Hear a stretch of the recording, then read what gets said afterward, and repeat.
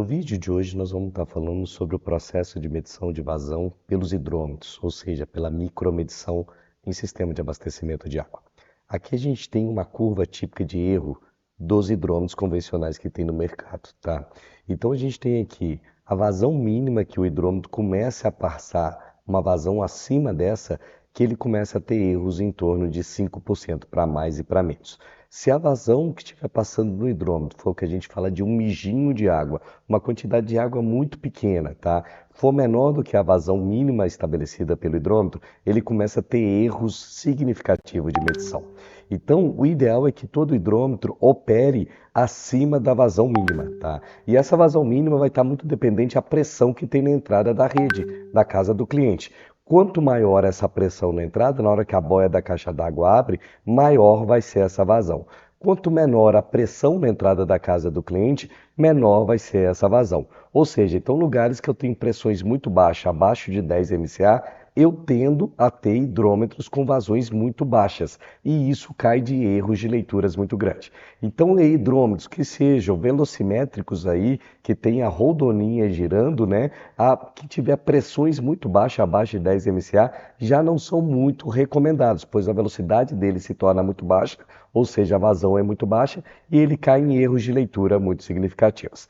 Acima da vazão de transição, todo hidrômetro então tem uma vazão mínima, a vazão de transição, a vazão nominal e a vazão máxima que se tem nesse equipamento. Acima da vazão de transição, o hidrômetro sai de um erro de 5% e ele continua trabalhando aqui em erros com melhores situações, ou seja, com erros de em torno de 2%, que é o recomendado para se trabalhar. Então, qual é a faixa de recomendação de trabalhar de vazão no hidrômetro? É em torno da vazão nominal dele, tá? Que também é tabelado pelo hidrômetro, que está entre a vazão de transição e a vazão máxima. Nessa situação, o hidrômetro consegue aí erros de em torno de 2%, que no caso de hidrômetros velocimétricos são erros melhores que ele trabalha nas situações.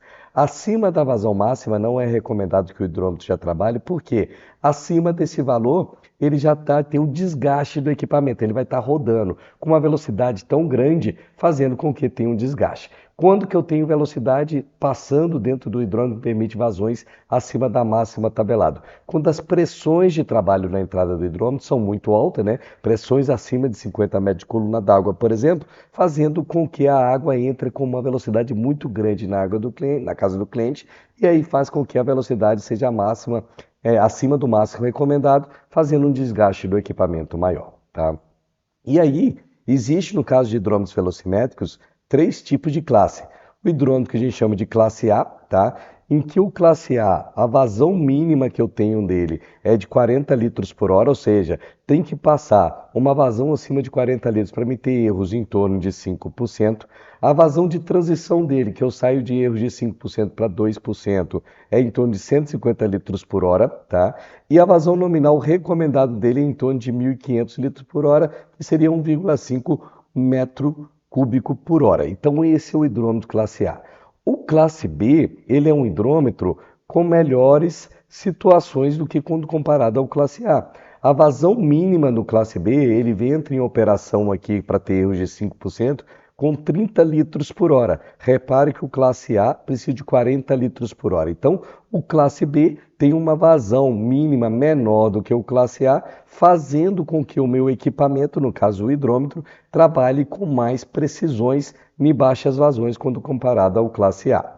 E o classe C tem uma precisão melhor ainda, a vazão mínima de operação dele é 15 litros por hora, metade da vazão mínima de operação do classe B, fazendo com o equipamento, no caso do classe C, seja muito mais preciso, tá? Quando comparado ao classe B e contra o classe A. Repare que o classe C, a vazão de transição, já começa a trabalhar com erros de 2%, com uma vazão em torno de 22,5 litros por hora. Enquanto o classe B, que é os mais usados no mercado aí, eu preciso de 30 litros por hora para começar a ter erros de 5%, né? Enquanto o classe C, nessa vazão de 30 litros por hora, ele já está com erros aí de 2%. Então, o classe C mais preciso do que o classe B, só que o classe C custa-se mais caro no mercado do que o classe B, né? Qual é o objetivo de colocar os hidrômetros aí dimensionado adequadamente, né? Primeiro, a qualidade da medição.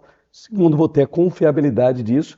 E aí eu tenho a redução de submedição, diminuindo as minhas perdas aparentes, né? Então tá aí a necessidade da gente dimensionar corretamente. Então, para baixas pressões, menos do que 10 MCA, no meu caso aqui eu recomendo que o hidrômetro seja classe C, porque a velocidade de entrada é tão baixa e aí eu preciso ter uma vazão mínima aí, quanto menor para ele medir pelo menos com 5%, né? Coisa que o classe B e o classe C tem uma vazão mínima que é superior ao classe C. Outra opção é usar o volumétrico, né, que também nós vamos estar falando na sequência de outros vídeos, que tem erros para vazões mínimas menores, quando comparado ao velocimétrico, ele se assimila aí ao classe C do velocimétrico. Então, o volumétrico também é uma outra saída para se instalar com pressões baixas.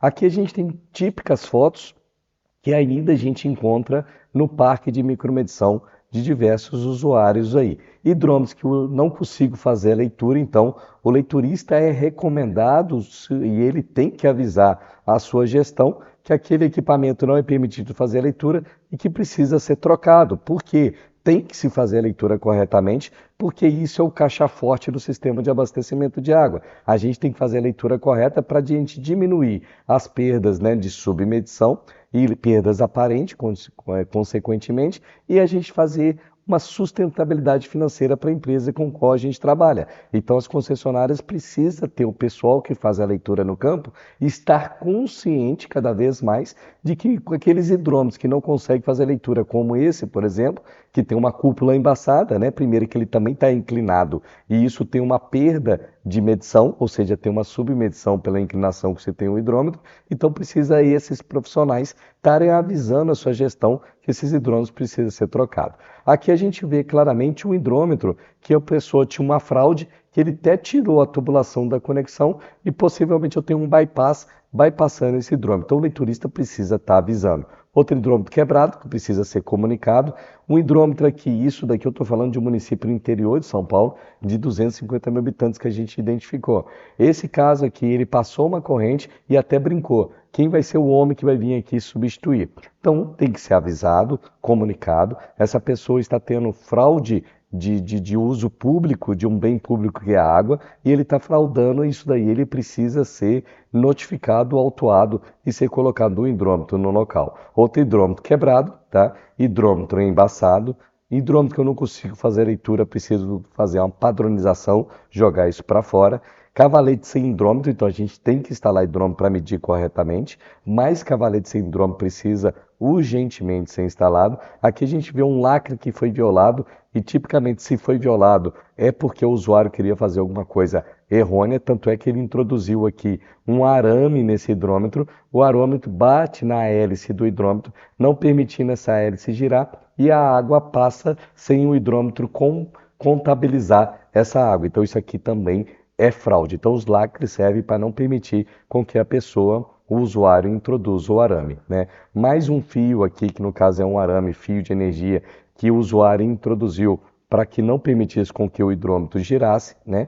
E o correto é padronizar, fazer uma caixinha, jogar o hidrômetro para fora, lacre para todos os lados dentro do hidrômetro para não permitir com que nenhuma fraude seja feita no hidrômetro. Então tá aí os lacres convencionais de ser utilizado e ele corretamente instalado. Então fica aí alguns conceitos básicos para vocês entenderem o porquê que o dimensionamento do hidrômetro tem que ser feito corretamente e para a gente evitar fraudes também no sistema de abastecimento de água, a necessidade do lacre e a padronização é fundamental.